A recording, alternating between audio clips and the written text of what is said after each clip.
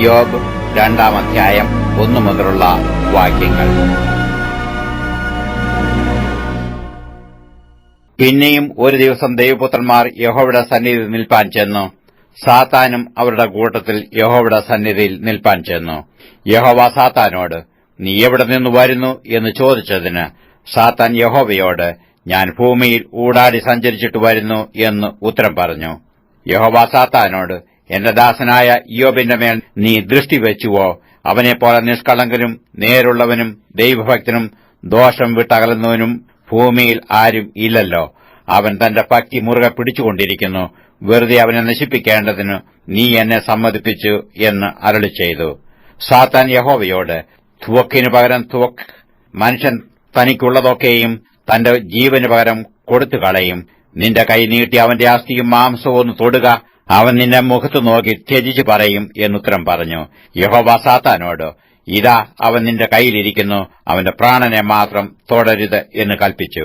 അങ്ങനെ സാത്താൻ യഹോവയുടെ സന്നിധി വിട്ട് പുറപ്പെട്ടു ഇയ്യോബിനെ ഉള്ളംകാൽ മുതൽ നെറുക വരെ വല്ലാത്ത പരുക്കളാൽ ബാധിച്ചു. അവൻ ഒരു ഓട്ടിൻ കഷ്ണം എടുത്ത് തന്നെത്താൻ ചുരുണ്ടിക്കൊണ്ട് ചാരത്തിലിരുന്നു. അവന്റെ ഭാര്യ അവനോട്, നീ ഇനിയും നിന്റെ ഭക്തി മുറുകെ പിടിച്ചുകൊണ്ടിരിക്കുന്നുവോ? ദൈവത്തെ ത്യജിച്ചു പറഞ്ഞ് മരിച്ചു കളക എന്ന് പറഞ്ഞു. അവൻ അവളോട്, ഒരു പൊട്ടി സംസാരിക്കുന്നതുപോലെ നീ സംസാരിക്കുന്നു. നാം ദൈവത്തിന്റെ കൈയിൽ നിന്ന് നന്മ കൈക്കൊള്ളുന്നു, തിന്മയും കൈക്കൊള്ളരുതോ എന്ന് പറഞ്ഞു. ഇതിൽ ഒന്നിനും ഇയ്യോബ് അധരങ്ങളാൽ പാപം ചെയ്തില്ല.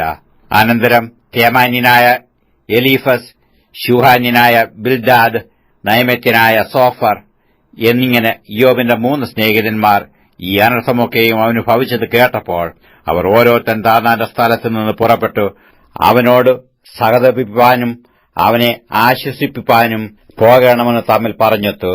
അവർ അകലെ വെച്ച് നോക്കിയാറെ അവനെ തിരിച്ചറിഞ്ഞില്ല. അവർ ഉറക്കെ കരഞ്ഞു വസ്ത്രം കീറി പൊടി വാരി മേലോട്ട് തലയിൽ വിതറി. അവന്റെ വ്യസനം അതികഠിനമെന്ന് കണ്ടിട്ട് അവർ ആരും ഒരു വാക്കും മിണ്ടാതെ 7 രാപകൽ അവനോടുകൂടെ നിലത്തിരുന്നു.